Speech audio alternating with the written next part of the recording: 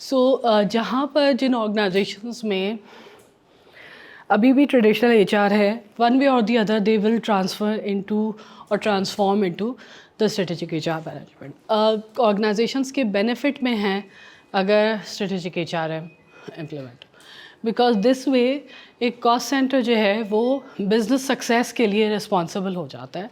और देन वो जो एक हमेशा एक क्वेश्चन रहता है कि एचआर आखिर करता क्या है, then you can really add value to it.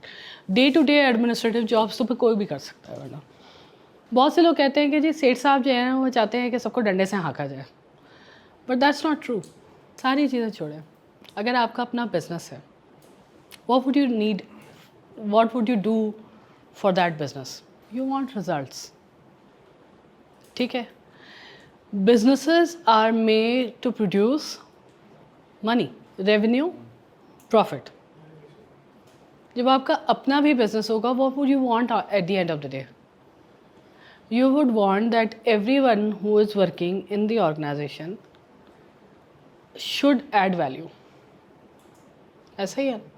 लेकिन कोई भी हो, चाहे वो छोटी सी शॉप हो, चाहे वो बहुत बड़ी एमएनसी हो, at the end of the day they are made for creating the revenue and profit. ऐसा ही है ना, आप प्रॉफिट के लिए करें, आप लॉस के लिए तो नहीं बन रहे। अब उसका जितनी बड़ी ऑर्गेनाइजेशंस होती चली जाती हैं, उतना ही ज़्यादा you need the processes and controls for it, ठीक है। बाज़ औक़ात एम्प्लॉईज़ को चूँकि फुल ब्रेथ का, बिग पिक्चर का नहीं पता होता, तो वो ये समझते हैं कि जी बस मालिक तो चाहता है सख्ती हो और सबको जो है वो डंडे से हाँका जाए, बट दैट्स नॉट ट्रू, ठीक है। They end up doing this thing because they don't know better. देखिए, कोई गारंटी तो नहीं है ना कि मैं आज बिज़नेस शुरू कर दूँ तो मुझे बिज़नेस के बारे में हर चीज़ पता होगी। मैं आहिस्ता आहिस्ता आहिस्ता आहिस्ता लर्न करती चली जाऊंगी, अप्स एंड डाउन सिखाएंगे। तो अगर एक के अप्स एंड डाउन्स रहे ही यही हों कि जो एचआर का पर्सन आता है वो सिर्फ कॉस्ट करवाता है और एचआर तो सिर्फ टाइम वेस्ट करता है, तो आई नो बहुत सारे लोग जो ये कहते हैं एचआर डिपार्टमेंट ही नहीं होना चाहिए। तो क्या ये सही अप्रोच होगी? नहीं। स्ट्रेटेजिक एचआर ये कहता है कि HR has an importance in the organisation and HR can add value to the organisation, और उस वैल्यू को ऐड करने के तरीक़े हैं। अब अगर वो नहीं काम कर रहे हैं तो इसका मतलब ये नहीं कि स्ट्रेटेजिक HR प्रोसेस गलत है या as a model it's wrong, but जो लोग इम्प्लीमेंट कर रहे हैं या तो उनको आता नहीं है, या बिज़नेस स्ट्रैटेजी नहीं बनी हुई है, या there can be so many more reasons. देखिए, हमने कल यही कहा था कि स्ट्रेटेजिक HRM जो है वो बिहेवियर, कॉम्पिटेंसीज, नॉलेज और स्किल्स के ऊपर काम करता है। HR जो है, देखिए, जहाँ पर एक तरफ ऐसी ऑर्गेनाइजेशन है जहाँ पर समझा ये जाता है कि सेठ साहब का काम सिर्फ जुल्म करना है, वहाँ पर ऐसी ऑर्गेनाइजेशंस भी हैं जहाँ पर ये समझा जाता है कि सेठ साहब तो बहुत बेनोवलेंट हैं, वो लोगों का बहुत ख्याल करते हैं। ऐसा ही है ना? तो क्या सेठ सिस्टम रॉन्ग है? और बाय द वे, सेठ सिस्टम होता क्या है? Family owned businesses, right? So हमने अपने पाकिस्तानी होने का जो है ना वो एक बना लिया हुआ है जहन में कि जो सेठ सिस्टम है वो ख़राब होता है। पाकिस्तान में family owned businesses is a very popular model, ठीक है। अब उस मॉडल की जहाँ अच्छाइयाँ हैं वहाँ मॉडल्स की बुराइयाँ भी हैं। जहाँ अच्छे फैमिली ओन्ड बिजनेसेस हैं वहाँ पे बैड फैमिली ओन्ड बिजनेसेस भी हैं, ठीक है। जहाँ पे छोटे फैमिली ओन्ड बिजनेस है वहाँ पे बड़े बड़े लाइक पैकेजेस, इतना बड़ा फैमिली ओन्ड बिजनेस है। हम कहते हैं पाकिस्तान में सेठ सिस्टम ज़्यादा है। अच्छा, टाटा के बारे में क्या ख्याल है? It's a family owned business. Ambanis, it's a family owned business. Almarai, family owned business. Family owned businesses are the realities. अब पाकिस्तान में हमने उसको एक नाम दिया है कि भाई सेठ सिस्टम है, ख़राब होता है। नहीं होता। पाकिस्तान की organisations Aahista Aahista modern practices सीख रही हैं। देयर आर ऑर्गेनाइजेशन जिन्होंने बहुत ज़्यादा मॉडर्निस्टिक वैल्यूज़ और प्रोसेसेस को अपनाया है और वो आहिस्ता आहिस्ता अपनी ऑर्गेनाइजेशंस को ग्रो कर रही हैं। देखिए, हर इकॉनमी का जो ग्रास रूट लेवल बिजनेसेस होते हैं ना, वो उस इकॉनमी की जान होते हैं। स्टार्टअप्स, पाकिस्तान के अंदर स्टार्टअप्स कल्चर बन रहा है। आपका क्या ख्याल है कि जब ये स्टार्टअप कल्चर में से कोई ऑर्गेनाइजेशन स्टार्टअप में से ग्रो करेगी तो क्या वो अपने जो रिलेटिव्स होंगे उनको वहाँ पर नहीं उनको रखना चाहिए? रखें, मेरिट रखें, ट्रेन करें और लोगों को उसके अंदर शामिल। This is how the employment grows. ऐसे थोड़ी से मैंने दुकान बना ली और मैं किसी को नौकरी नहीं दूँ। इट डजंट वर्क दैट वे, ठीक है। सो सबसे पहले अपने दिमाग से ये चीज़ निकाल लें कि सेठ साहब जो है ना वो चाहते हैं कि बस दुनिया के एक आगे जो है ना वो एक घोड़ा गाड़ी हो, उसके आगे एम्प्लॉयज़ को जोत दो और रोज़ाना उनको हंटर मारो। सेठ साहब ये नहीं चाहते। किसी भी ऑर्गेनाइजेशन का सेठ डजंट वांट दैट, चाहे वो पाकिस्तानी हो, चाहे पाकिस्तान से बाहर हो, चाहे एमएनसीज़ में हो, कोई ना कोई तो ओनर होगा। सही। अब वो ओनर किस तरह से अपने बिजनेस को ऑपरेट करना चाहता है, थ्रू बोर्ड ऑफ डायरेक्टर्स करना चाहता है ऑपरेट, राइट, या डायरेक्टली इन्वॉल्व होकर के फैमिली ओन्ड बिजनेस की तरह रन करना चाहता है, या कोई और मॉडल लेकर आता है, ऑल टुगेदर डिफरेंट मॉडल लेकर आता है। उस मॉडल के अंदर अच्छाइयाँ बुराइयाँ हो सकती हैं, उस पर्सन के अंदर अच्छाइयाँ बुराइयाँ हो सकती हैं, but there is no label saying कि अगर सेठ है तो उन्होंने हंटर मारने हैं, ठीक है। I have personally worked in many सेठ organisation and family owned businesses Pakistan के अंदर हैं, और उसमें आप काम करके देखें, there are very good organisations as well as there are very bad multinational organisations as well. जैसे बहुत अच्छी सेठ ऑर्गेनाइजेशन है वैसे बहुत बुरी सेठ ऑर्गेनाइजेशंस है, जैसे बहुत अच्छे मल्टीनेशनल्स हैं वैसे बहुत बुरे मल्टीनेशनल हैं। सो अपने दिमाग से these limiting thoughts erase them.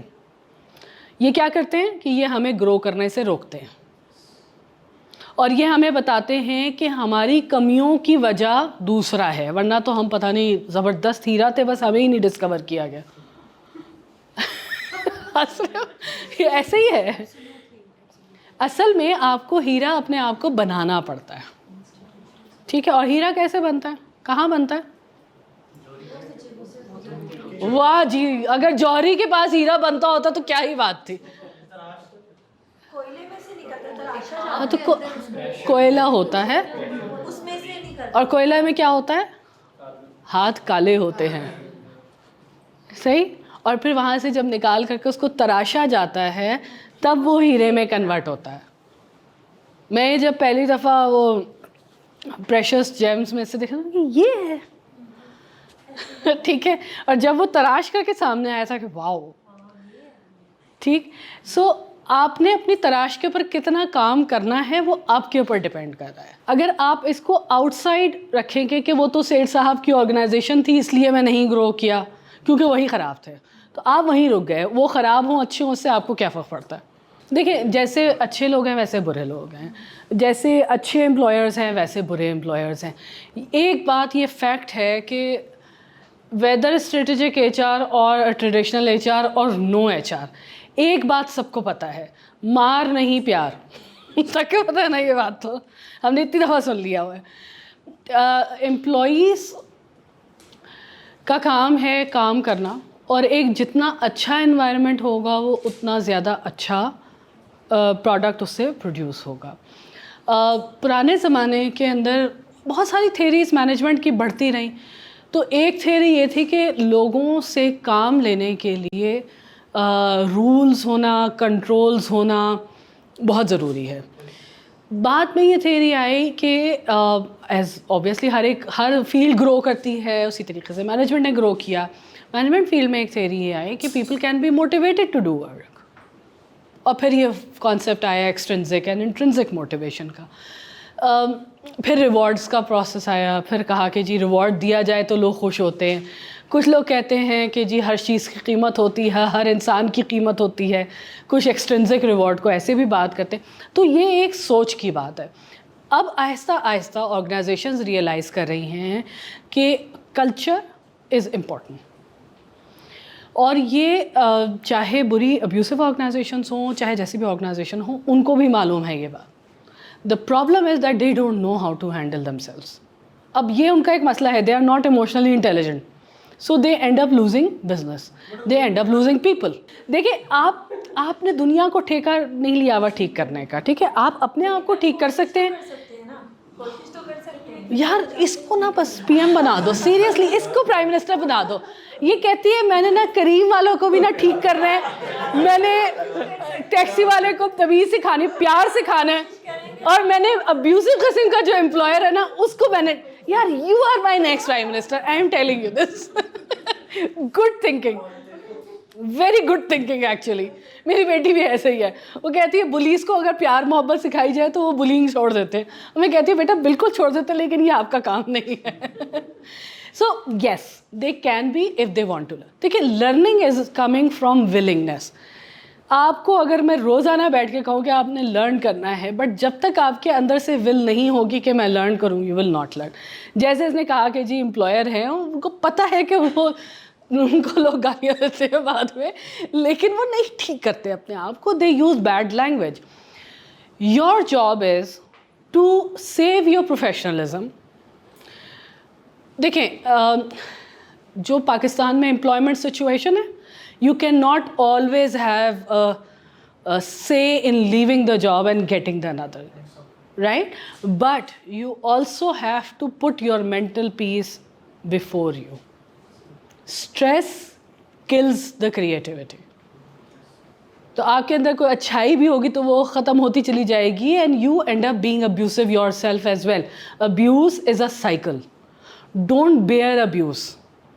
आप वहाँ से ऑफिस से सुन करके आएंगे तो आप घर पे जा कर के अपने बच्चों के ऊपर वो अब्यूज़ निकालेंगे, अपने बीवी पे निकालेंगे, अपने बहन भाइयों पे निकालेंगे, अपने पेरेंट्स पे निकालेंगे, या फिर ऑफिस से लड़के आएंगे तो रास्ते में किसी को मुक्का मारते हुए आएंगे वापस। And we have seen this happening, right? So don't tolerate abuse, don't tolerate anything that is not according to your self-respect. Self-respect is the most important thing. और self-respect का एक और तकाजा क्या है? Professionalism. ये बात याद रखें कि किसी को भी ऐसा मौका ही नहीं देना चाहिए, अपने प्रोफेशनलिज्म को ऐसे मेंटेन रखें कि वो आपके लाइन क्रॉस ना कर सकें। मैंने लेकिन ये भी एक्सपीरियंस किया है कि there are people in your life who are just used to of using abusive language. प्यार मोहब्बत में भी वो बहुत ही abusive language यूज़। और अगर मैं आजकल लोगों को मैं कभी सुनती हूँ, कहती हूँ कि यार लोगों के उससे ये ख़त्म हो चुकी है शायद कि वो क्या ज़बान इस्तेमाल कर रहे हैं आपस में बात करने के लिए भी। तो there is a fine line between abuse and using abusive language as your way of talking. But again self respect is the most important thing. Change your way if you can. Don't tolerate disrespect, don't tolerate abuse, don't let anybody cross the boundary. अपनी boundaries बनाएं। आप consistently काम करते रहें। Mood swing उनकी जिम्मेदारी है संभालना, आपकी जिम्मेदारी नहीं है, आपका मूड स्विंग नहीं है, ठीक है? आप अपनी कंसिस्टेंसी बरकरार रखें। Understand that few things will happen. अपनी परफॉर्मेंस वैसे ही रखें। बिल्कुल नहीं होता। So again, always find a place where you are happy. But how will you find the place? That's very important. You will only be able to change the job if you take charge of your career. मुझे इनको motivational speaker रख लेना चाहिए कासिम साहब को। मैं पढ़ाने strategic HR आई थी, लेकिन बट देखिए आपके हाथ में है आपका करियर, ठीक है? और वो कैसे है? अगर आप अपनी स्किल को पॉलिश ही नहीं कर रहे, आप उसी लेवल पे बैठे हुए जहाँ पर आप 20 साल पहले थे, तो फिर आपके हाथ से निकल गई बात, ठीक है? अगर आज की ज़रूरत है कि आपकी इंग्लिश लैंग्वेज स्किल्स अच्छी हों, तो there is no excuse about it, ठीक? अगर आप चाइना जा रहे हैं तो आपको चाइनीज़ सीखनी पड़ेगी, फ्रांस जा रहे हैं तो फ्रेंच सीखनी पड़ेगी, जर्मनी जा रहे हैं तो जर्मन सीखनी पड़ेगी। तो why not learn things now when you can? जैसे आपने बात की, कुछ लोगों को पे कंट्रोल ही नहीं है कि वो सही कर ही नहीं सकते अपने आप को, क्योंकि now they pass that stage when you can learn. इंसान जो है ना वो ऐसे नहीं परफॉर्म करता, ऐसे नहीं परफॉर्म करता। 8 आवर्स आप ऐसे नहीं परफॉर्म कर सकते, कैन यू? ठीक है, आप ऐसे ऐसे परफॉर्म करते हैं, ठीक है? ख़ास तौर से ग्रेवयार्ड शिफ्ट लंच के बाद बिल्कुल स्लाक, ठीक है। लेकिन पूरे मंथ में आपकी ये परफॉर्मेंस हो रही है, एंड अगर एम्प्लॉय को ये पता ही ना हो कि उसकी ये परफॉर्मेंस हो रही है, दैट्स अ प्रॉब्लम। ठीक, मेरी मेड है, मुझे पता है कि वो काम छोड़ के जाएगी।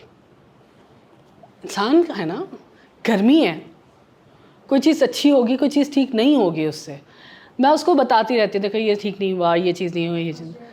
फिर जब नहीं हो रहा था, हफ़्ता गुजर जाता है, तो मैं उसको थोड़ा सा एक अल्टीमेटम देती हूँ कि देखो हफ़्ता हो गया, मैं तुम्हें कह रही हूँ और ये चीज़ ठीक नहीं हुई है, right. I am giving a very simplified example. Organisations में फीडबैक प्रोसेस अगर हो तो ये नौबत ही नहीं आती, ठीक है। आप अपने एम्प्लॉयज़ के साथ जब काम कर रहे होते हैं, लाइन मैनेजर का रोल क्या है?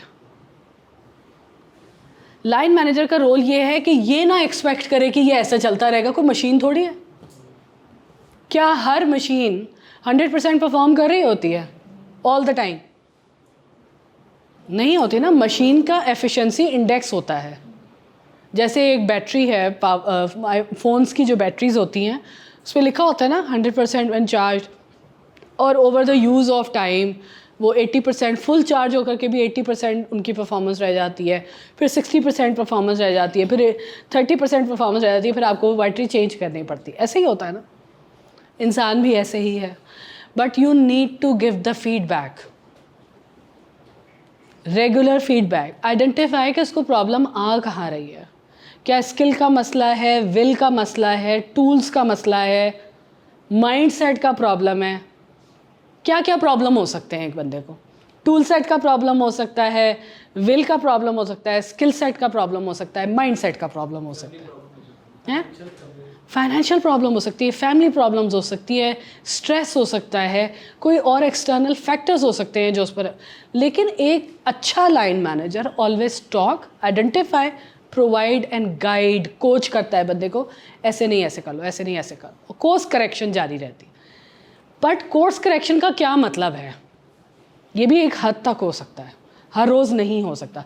तो वो हद डिफ़ाइन करें कि देखो ये तुम्हारा बात है, तुम्हें इस हफ्ते में यहाँ से यहाँ लेके जाना, अगले हफ्ते बैठे हैं उसके साथ, यू विल नो कि ये बंदा जो है ये एक्सक्यूजेस बना रहा है या इम्प्रूव कर रहा है।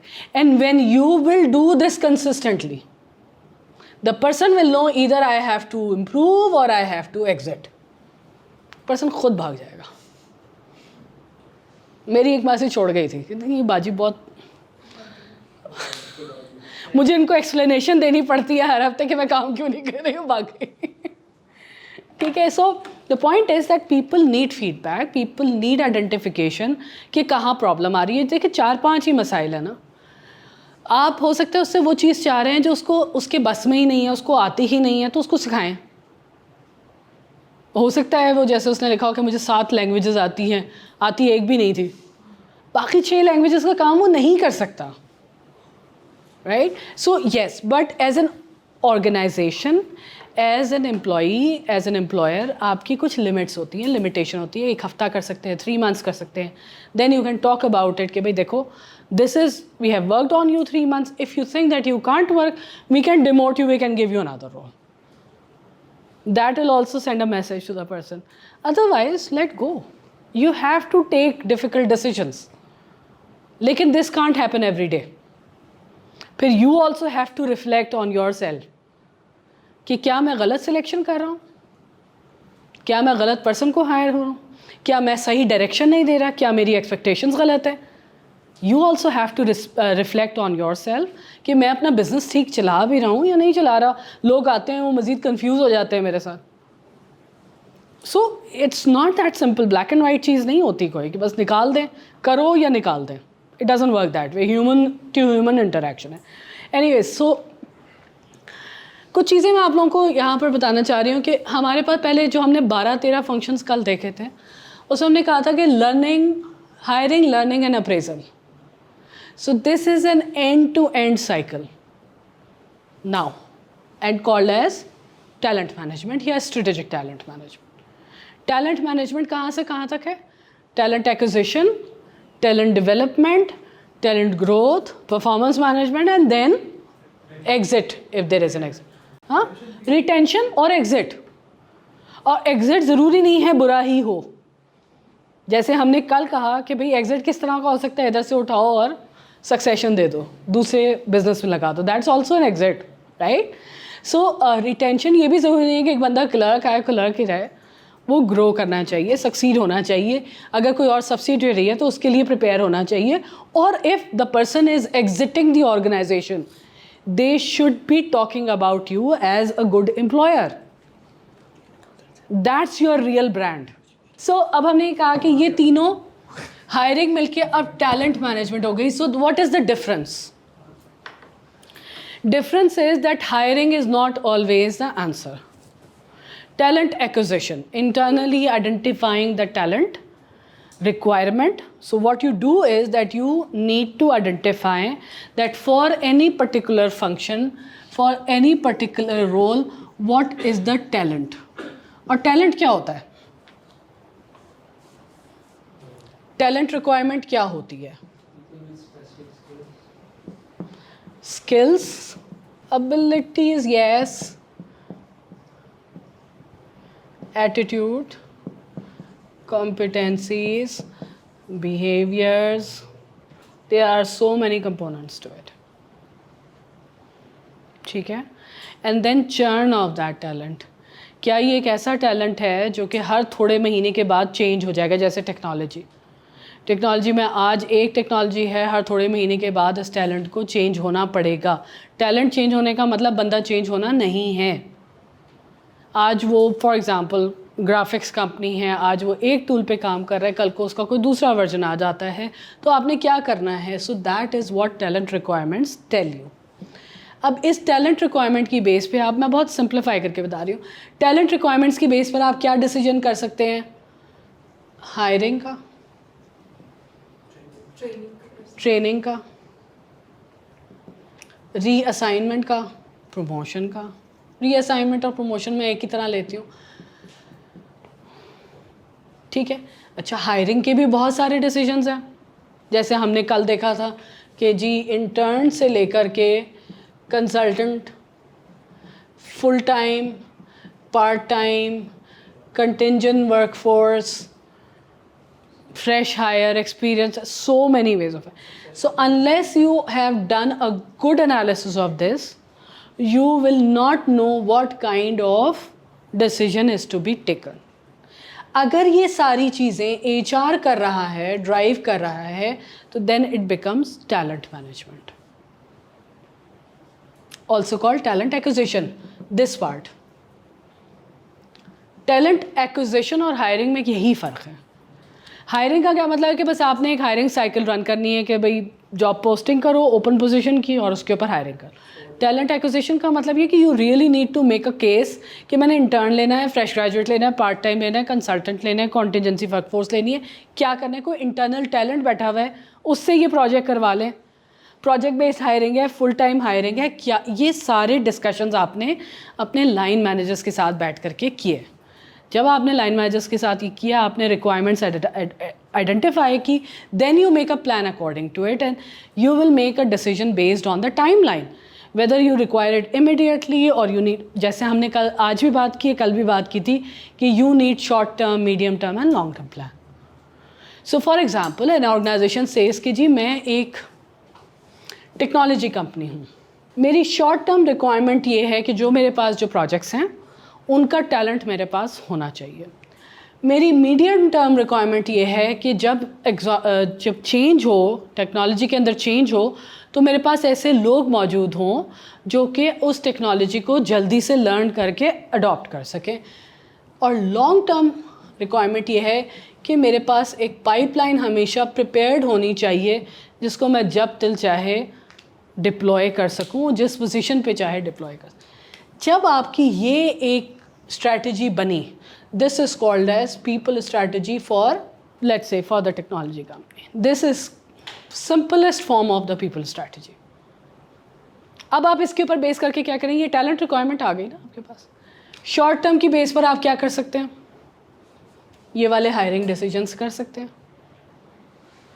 फौरी तौर पर प्रोजेक्ट आया है, जल्दी से कंटिंजेंट वर्कफोर्स हायर करेंगे, लगा देंगे और काम हो जाएगा और प्रोजेक्ट डिलीवर हो गया। सॉफ्टवेयर हाउसेस में ऐसे हो रहा होता है। आउटसोर्स कर सकते हैं, contingent workforce can be outsource as well. आपका पूरा अपवर्क का मॉडल चल रहा है, फ्रीलांस का मॉडल ही इसके ऊपर चल रहा है। मीडियम टर्म के ऊपर आप क्या कर सकते हैं, आइडेंटिफाई कर सकते हैं, I am just giving you one solution.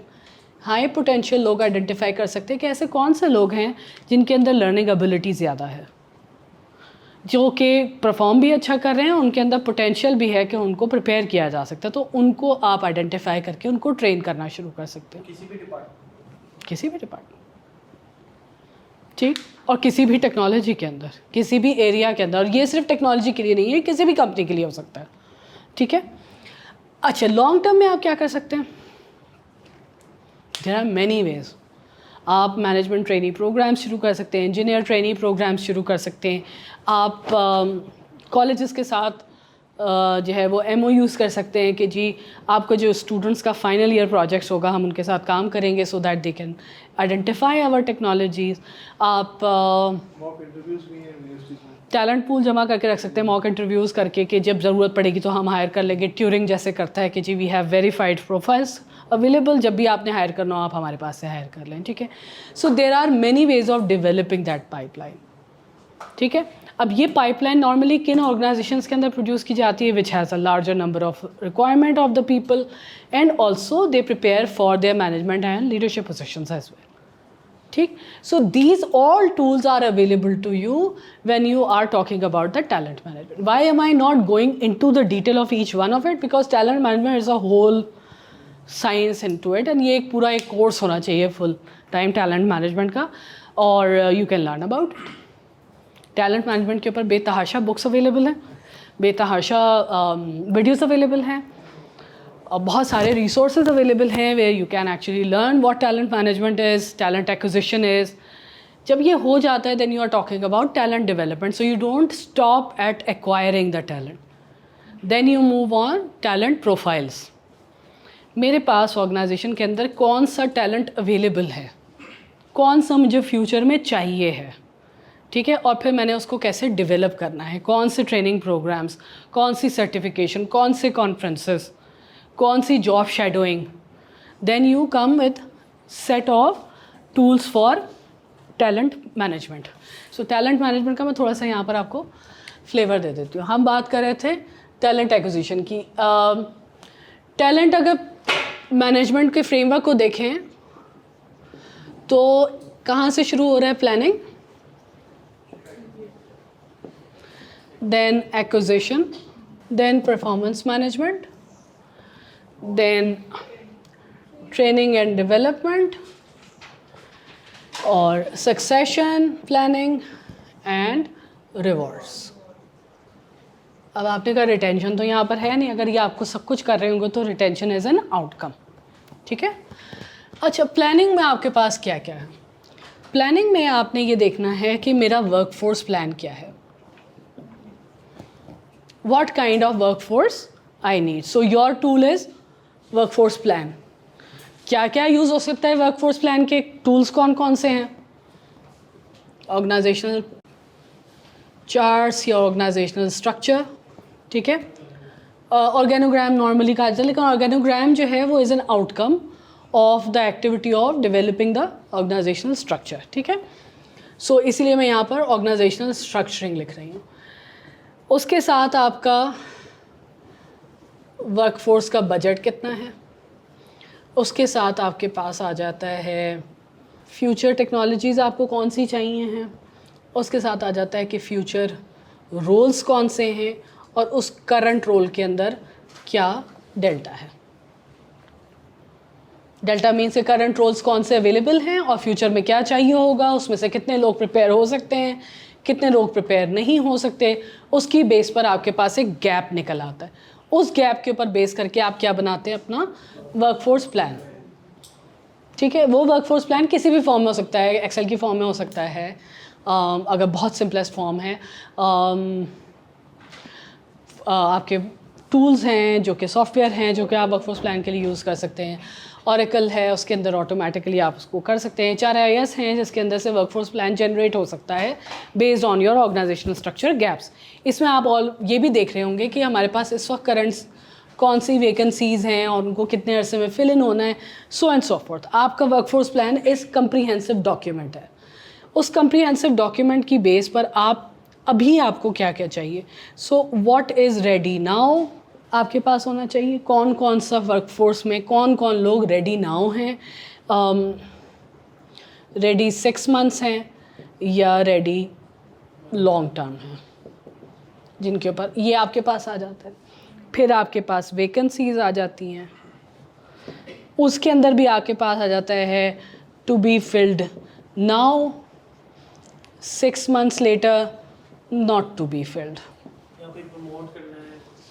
अब वो वैकेंसीज को करने के लिए फिर आपके पास एक्विजिशन का मॉडल आ जाता है।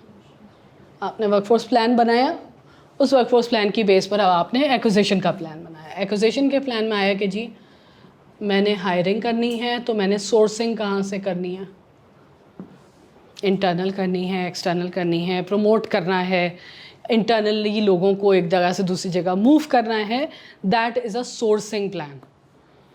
ठीक है।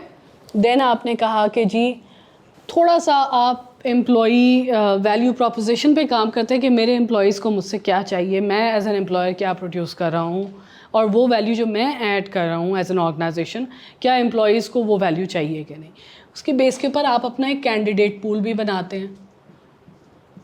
अब वो कैंडिडेट पूल जो है वो इंटरनल एक्सटर्नल मिक्स भी हो सकता है। आप उसको आइडेंटिफाई भी कर सकते हैं कि ये इंटरनल पूल है, इसमें से भी, उस पूल में से भी ये आइडेंटिफाई हो सकता है।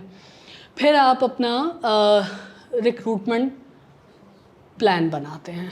ठीक है। रिक्रूटमेंट प्लान की बेस जब आप एग्जीक्यूट होती है तो आप अपनी ऑनबोर्डिंग करते हैं। ऑनबोर्डिंग के बहुत टूल्स मौजूद हैं। अब तो ऑनलाइन ऑनबोर्डिंग भी होती है, इसलिए कि ऑनलाइन वर्क भी हो रहा है। ऑनबोर्डिंग के मेजर टूल्स में से आपका सबसे इम्पॉर्टेंट टूल ये है कि एम्प्लॉई को हायर करने के बाद उसको एटलीस्ट 3 मंथ्स का ऑन होल्ड मिले कि वो जहाँ पर लोगों को आइडेंटिफाई कर सके, कल्चर आइडेंटिफाई कर सके, कुछ ऐसे उसके पास प्रोजेक्ट हों आते ही जिसके ऊपर वो सीख सके कि मैंने किस तरीके से लोगों के साथ इंटरेक्ट करना है। You make a plan of onboarding as well, where you plan the interactions with other people, कि ये कुछ सीनियर लोगों के साथ मीटिंग करवाएं, कुछ ऑन बोर्डिंग की ट्रेनिंग करवाएं। अगर आप लोग कोई कंप्लायंस बेस्ड ऑर्गेनाइजेशन है, बैंक है, एजुकेशन इंडस्ट्री है, या कोई ऐसी इंडस्ट्री है जो कि रेगुलेटेड इंडस्ट्री, फार्मेसी है, उनको आते ही सबसे पहले हमारी ऑर्गेनाइजेशन के अंदर कौन कौन सी सर्टिफिकेशन होना लाजमी है, सिक्योरिटी, इंफॉर्मेशन सिक्योरिटी की ट्रेनिंग्स हैं, इस तरह की चीज़ें ऑन बोर्ड के अंदर डाली जाती हैं ताकि जब एम्प्लॉई आए तो उससे ऐसी कोई मिस्टेक ना हो जिसकी वजह से आपको कोई कंप्लायंस इशू हो जाए, नंबर 1। नंबर 2, ऑर्गेनाइजेशन के अंदर एम्प्लॉई आने के बाद वेलकम फील करे। ये नहीं कि भाई आ जाओ तुम लग जाओ काम पर, अब उसको पता ही नहीं मैंने किससे बात करनी है, क्या करनी है, ऑल दैट। ठीक है। अच्छा, अब एक्विजिशन से आप कहाँ चले जाते हैं। जब ये आ गया तो अब आपने परफॉर्मेंस सिस्टम डिज़ाइन करना है। परफॉर्मेंस सिस्टम के कितने तरीके हैं। KPI बेस्ड हो सकता है, OKR बेस्ड हो सकता है, स्कोर कार्ड्स हो सकते हैं, मैनेजमेंट बाय ऑब्जेक्टिव बहुत कम जगह अब्यूज़ होता है लेकिन हो सकता है, and there can be many other ways as well. Target based हो सकता है, आप KPIs भी छोड़ दें, आप कहते हैं भाई बस तुम टारगेट पूरे करते रहो and go on for that. हाँ, अब स्केल तो आगे इसके डिफाइन होते चला जाता है। ठीक है। अब उस परफॉर्मेंस सिस्टम का रिजल्ट क्या होगा, appraisal. In most organization it will be appraisal. In some organization it's not an appraisal. Modern organization says performance management system is an ongoing process, may or may not result in the salary increase all the time. ठीक है। उसके अंदर क्या क्या शामिल है, feedback, growth plan,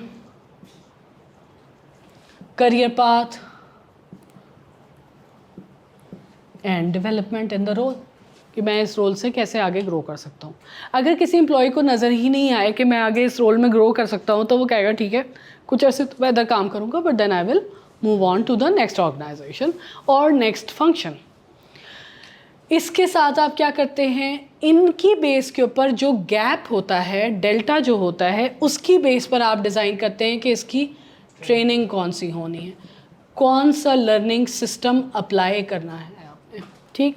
अब learning system भी बहुत तरह के हो सकते हैं, ये भी हो सकता है कि जी नॉमिनेशन बेस्ड हो, TNA हो, ये भी हो सकता है आप कहें कि मैं एक लर्निंग ऑर्गेनाइजेशन हूँ and there are always courses available. Whoever employee want to take any course वो जाए इस जगह के ऊपर, यहाँ पर सारे कोर्स पड़े हुए हैं, हमने उसकी सब्सक्रिप्शन ली हुई है। आपकी डेवलपमेंट आपके अपने हाथ में है, जाएँ और डेवलप करें अपने आप को। That is a process as well. So there are normally two kind of courses, pull based training and push based training. Push based training होती है कि जहाँ पे organization कहती है कि if you want to come and survive in this organization, these are the trainings which you have to do. Pull based trainings हैं कि जी these are the courses available. If you want to grow in your course, this is your learning path. You can take that path and this is your learning ready available to you. That is for everyone in the organization base. So modern organizations normally have the pull-based trainings available to them, and every organization has the right. If they don't have it, you as an employee can still learn based on LinkedIn learning, based on Coursera, based on Udemy. और अगर आप HR role में हैं, you can provide these things from the employer side to the employees as well. ठीक है? So training and development हो गया। इसका एक बहुत इंपॉर्टेंट एस्पेक्ट मैंने यहाँ पर डाला है, that is delta. What is this delta? ये है ट्रेनिंग नीड एनालिसिस। वो चाहे वो उसकी बेस पर हो कि आपने फॉर्मल ट्रेनिंग नीड एनालिसिस किया है, चाहे इस बेस पर हो कि मेरा फ्यूचर प्लान ये है, मेरे पास ये फ्यूचर टेक्नोलॉजी में आने वाले हैं तो लोगों को इस पर पहले से ट्रेन कर दो, so and so fourth. So training development ये हो गया। इसमें कोई क्वेश्चन है किसी का? अच्छा, अब आगे सक्सेशन। सक्सेशन से मुराद ये नॉर्मली बहुत सारी ऑर्गेनाइजेशन के अंदर you can learn about it and that is called as 9 box matrix. बहुत सारी ऑर्गेनाइजेशन में ये यूज़ होता है, हाई पोटेंशियल प्रोग्राम यूज़ होता है, लीडरशिप पाइपलाइन यूज़ होती है, and there are so many more methods. Succession plan का मतलब ये है कि करियर पाथ के ऊपर ऑर्गेनाइजेशंस डिसाइड कर सकते हैं कि ये पर्सन जो है इसका रेडीनेस किस लेवल पर होगी for the next position, what is his current talent और her current talent and how that person can grow into the future talent for which position. For example, there is an organization which have mostly people who are very mature talent या बहुत पुराने लोग वहाँ पे बैठे हुए हैं, तो वहाँ पर शायद आपको ये एनालिसिस करना पड़े कि कौन से लोग हैं जिनका पोटेंशियल बस हो चुका है, उनको आप मज़ीद नहीं सिखा सकते. सो यू विल प्लान कि उनकी सक्सेशन के लिए मुझे कुछ यंग ब्लड ऐड करना पड़ेगा so that they can learn from their experience and new technology, make a combination and then leave. क्योंकि आप सारे पुराने लोगों को निकाल तो नहीं देंगे ना, उनके पास एसेट मौजूद है ऑर्गेनाइजेशन की नॉलेज का. So thinking that all old blood is bad and new blood has to come, that's also wrong. So there has to be a balance of both. बाज़ जगहों के ऊपर आप ऐसे भी करते हैं, I am just giving one example, कि अपनी हायरार्की में मूव करते हैं यंग टैलेंट को, और जो आपका ओल्डर लॉयल एम्प्लॉई बेस है उसको आप आहिस्ता आहिस्ता स्पेशलिस्ट रोल पे मूव कर देते हैं. अब ये वो लोग हैं जो कि एक्सपर्ट्स हैं, उनके पास इंडस्ट्रियल नॉलेज है, उनके पास टेक्निकल नॉलेज है, उनके पास एक्सपीरियंस है, वो उस स्पेशलिस्ट रोल की वजह से वैल्यू ऐड करते हैं into your management position. That is also a part of talent acquisition plan. ठीक. एंड देन रिवॉर्ड का मोस्ट कॉमन जो मॉडल है that is total reward. Total reward का मतलब ये है कि salary is not enough. So salary, cash benefit, non cash benefit, long term benefit, learning opportunities and career growth opportunities all together make the part of reward. And then recognitions, and then appreciations and applauses and the career path that organization provides is considered as the total reward of the organization. थोड़ा सा बताऊंगी आगे. तुम 9 box matrix के ऊपर there are tons of research available. So this is potential and this is performance. ठीक है. तो हम ये कहते हैं कि जी यहाँ पर जो लोग होंगे वो कहाँ होंगे? Low potential, no performance. यहाँ पर जो होंगे वो होंगे low performance but they have potential. These are the people who are higher on potential but they are not performing. And then you can identify कौन लोग। जो ये वाले लोग हैं, these are your, they are stars, they are on highest of the potential, highest of the performer. These are the people who are the one, give them targeted development, convert them into and then go here. ये आपकी talent strategy है, so and so fourth. तो आप identify कर लेते हैं कि ये लोग हैं जो कि मेरे लीडरशिप का हिस्सा हैं, इनको लीडरशिप प्रोग्राम का हिस्सा बनाओ, इनको जॉब शेडोइंग दो, इनको प्रोजेक्शन दो, इनको ऐसे प्रोजेक्ट्स दो जिस पर ये काम करें तो हमें पता चले कि इनमें लीडरशिप क्वालिटीज़ हैं, इनको जॉब शेडोइंग कराओ। जैसे कभी आपने सुना होगा डेप्यूटी CEO पहले बना देते हैं और फिर उसके बाद कहते हैं कि ये CEO जो है इसको हैंड ओवर करेगा। And so this is how you grow. Management by objective, that every person in the organization should have an objective to perform on, and that objective should be smart objective so that we can identify कि person जो है किन काम कर सकता है, अपने objectives के ऊपर काम कर सकता है और deliver कर सकता है। अब आपका क्या काम है? It's so much knowledge. This just one slide. आपने अपनी ज़िंदगी का हिस्सा बना लेना है कि मैंने इन सारे 6 के 6 के ऊपर अपने आप को सबसे पहले आइडेंटिफाई करना है कि मुझे इनमें से क्या आता है और क्या नहीं आता है। मैंने इसके बारे में पहला स्टेप क्या है? नॉलेज गेन करनी है। दूसरा स्टेप क्या है? मैंने आइडेंटिफाई करना है कि मुझे इसमें से कौन से एरिया में अपना करियर बनाना है। ये मैं आपकी सिर्फ पर्सनल ग्रोथ के लिए बता रही हूँ, regardless of where organization you work. Organizations तो आहिस्ता आहिस्ता इसको अडॉप्ट करती चली जाएंगी। You need to identify where you want to work, फिर उसके बाद उस हिस्से को घोल के पी जाए। Find out the courses, learning. इस वक्त अगर मैं कहूँ this is the most optimistic time to learn for you because you are in that age and you are in the arena where you have all the tools available. Internet भी मौजूद है, YouTube भी मौजूद है, YouTube के ऊपर practitioners भी पढ़े हुए हैं जो आपको बताते हैं कि अब आप सिर्फ सुनना काफ़ी नहीं है, यू कैन एक्चुअली लर्न कि उनकी क्या एग्जांपल्स थी, उन्होंने कैसे अडॉप्ट किया। तो सिर्फ लर्निंग ही बहुत ज़्यादा ज़रूरी है और फिर आपको अगर मौका मिले तो go and learn and do these things as well. कहाँ कहाँ मैं चेंज करंट रोल के अंदर कर सकती हूँ या कर सकता हूँ, that you can also see. इधर आ जाते हैं। सो एक आपका डिपार्टमेंट बन जाता है या फंक्शन यूनिट बन जाता है टैलेंट मैनेजमेंट का। Employee self service, employee self service का नाम सुने? एम्प्लॉय सेल्फ सर्विस का मतलब ये कि लीव का पेपर लेकर के HR में ना आ जाओ, जाकर के लीव के लिए अप्लाई करो, लाइन मैनेजर अप्रूव करे और तुम्हारी लीव हो गई, उसमें HR का कोई लेना देना नहीं है। डायरेक्टली लाइन मैनेजर के साथ you can use a software. The basic HR operations can be done through the self-service. I need an experience letter. I can go on self-service portal, generate my experience letter, get it printed and send it to the organization wherever you want to. I need the visa form. I need the salary certificate. I need this. I need that. जिसके लिए सारा दिन आपके सामने रहने लगी रहती हैं। आप उन सब के टेम्पलेट्स बना करके सिस्टम पे डालें। जिसने प्रिंट करना है उसके पास लॉग इन इन्फॉर्मेशन होगी, वो वहाँ से प्रिंट करें। बैक एंड पे क्या हो रहा होगा? You will always have the information कि किसने इशू करवाया, किसने इशू नहीं करवाया। ठीक है? So self service is most of those repetitive tasks of HR which do not add value to HR at all, but they are day-to-day requirement of employees. They are available within the system and employees can do lot of work themselves on their own whenever they need it and can do. तीसरा जो है, so this is mostly a software. चाहे वो HRIS हो या portal हो या कोई एप्लीकेशन हो, वन वे और द अदर और the combination of all. And then compensation and benefit, जो कि टोटल रिवॉर्ड की बेस पे लर्न करना। तो this compensation and benefit and talent management work hand in hand, ताकि ये ना हो कि टैलेंट तो टॉप है लेकिन कंपनसेशन लोएस्ट है।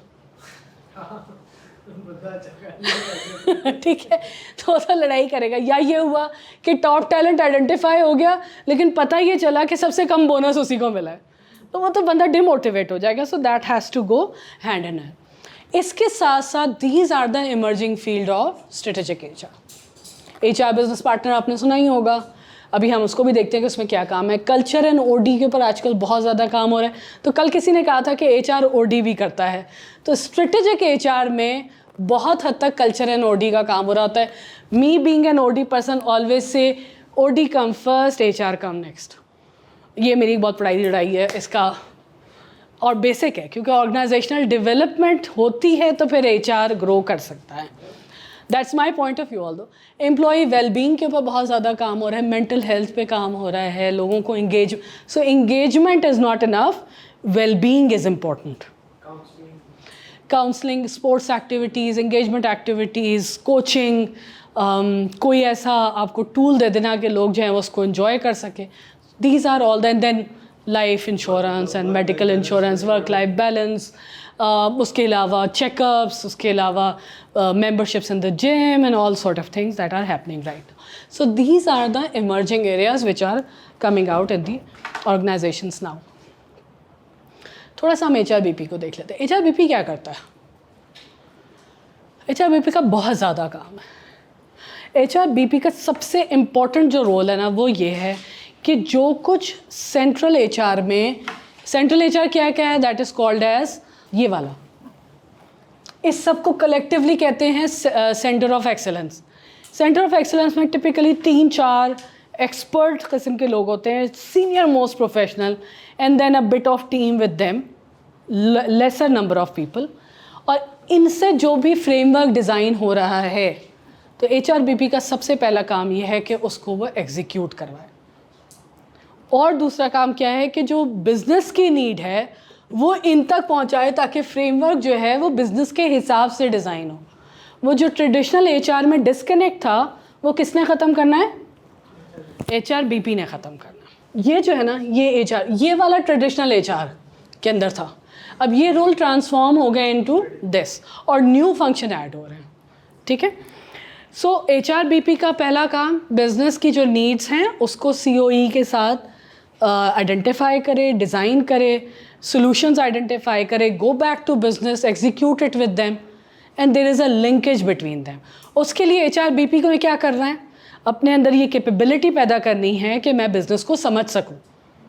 बिज़नेस की जो मीटिंग होती है जिसमें प्योर नंबर्स डिस्कस हो रहे हैं, ये डिस्कस हो रहा है कि हमने ग्रोथ कैसे करनी है, सेल्स के ऊपर काम हो रहा है, सेल्स की स्ट्रैटेजीज़ पे काम हो रहा है, टेक्नोलॉजी की स्ट्रैटेजीज़ पे काम हो रहा है. उसमें HR बिजनेस पार्टनर्स बैठे हुए होते हैं, वो आइडेंटिफाई करते हैं कि अच्छा क्या बात हो रही है, वेयर वी नीड द, वहाँ से आइडेंटिफाई क्या होता है, अच्छा ये लोग 4-5 हैं, इनको कोचिंग की ज़रूरत है, ये 3-4 लोग हैं, ये काम कर रहे हैं, इनको कुछ परफॉर्मेंस के ऊपर कुछ करना पड़ेगा, इनकी परफॉर्मेंस बहुत अच्छी है, ये डिसंगेज्ड हैं. So these kind of things come out from those meetings. ठीक है. सो HR बिजनेस पार्टनर क्या कर रहा है?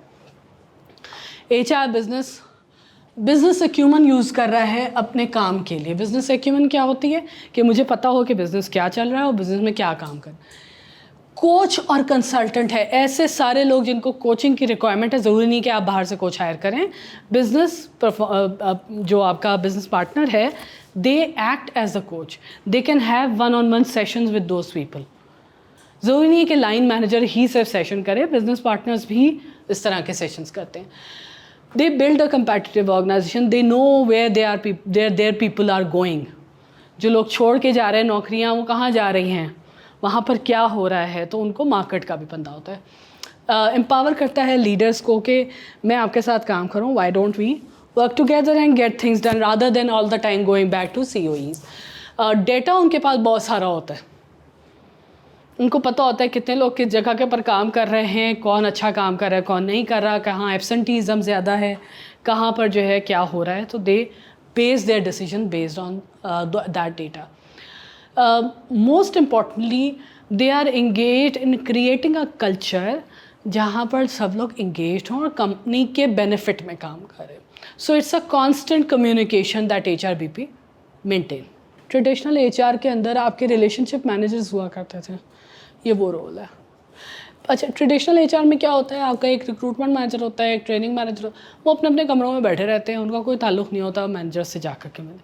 सो this is a role carved out, जो कि एक पर्सन होता है जो कि शायद HR के लोगों में बैठता भी नहीं है, वो जाके अपने बिजनेस के लोगों के साथ बैठता होता, वो HR का ही पर्सन है. So if you want to develop your career as an HRBP, what should you do? There is a certification of HRBP, do that. It's an international recognized certification, do that and be an HRBP. It's a very senior HR role. but you do not become senior right away. You come from HR generalist, master every single function of HR, move up to the HR BP and then become the lead HR BP.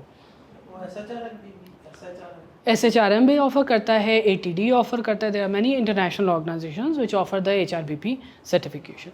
Do that if you want to make your career in that area. You have to be expert in HR. हर एक function. हाँ, ये नहीं हो सकता कि भाई HR में मुझे कुछ नहीं आता लेकिन मैं हूँ HRBP. And many organizations have made this mistake and they realized कि ये गड़बड़ हो गई. लास्ट थिंग, ये मैंने आपके पास स्लाइड वहाँ रख दी है. जब आपको ये स्लाइड्स मिलें, do go through them.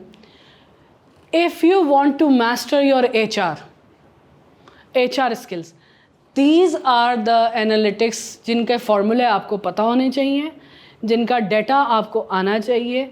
Ideally आपको इसका डैशबोर्ड बनाना आना चाहिए, चाहे आपकी ऑर्गेनाइजेशन में ये रिक्वायरमेंट हो चाहे ना हो.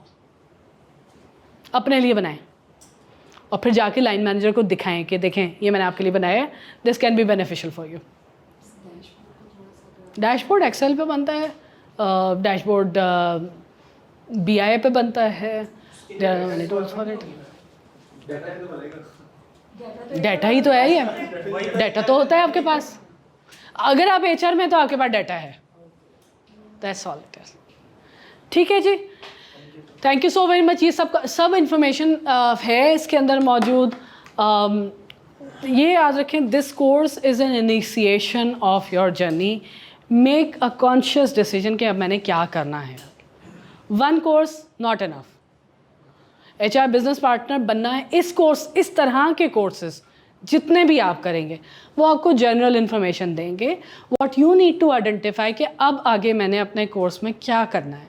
मैं यहाँ तक तो आ गया हूँ या आ गई हूँ, अब मैंने क्या बनना है आगे. मैं HR बिजनेस पार्टनर बनना चाह रही हूँ, मैं टैलेंट मैनेजमेंट में स्पेशलाइज करना चाह रही हूँ, डाइवर्सिटी इंक्लूजन में करना चाह रही हूँ, या मैं OD में जाना चाहती हूँ, या मैं रिवॉर्ड का स्पेशलिस्ट बनना चाहती हूँ. All those role who are in payroll and they like doing the payroll management, grow your career in the reward. There are very few people who are good in reward. उसके लिए आपको Excel बहुत अच्छा आना चाहिए, आपका analytics बहुत अच्छा होना चाहिए, आपका बिजनेस इंटेलिजेंस बहुत अच्छी होनी चाहिए. ये बेसिक्स हैं. सो मैंने अपनी अर्ली करियर एक स्ट्रैटेजी बनाई थी कि every 3 years I use to analyse कि मैं कहाँ खड़ी हूँ और मैंने कहाँ जाना है. Do that. Take charge of your career. ठीक है. Thank you so very much.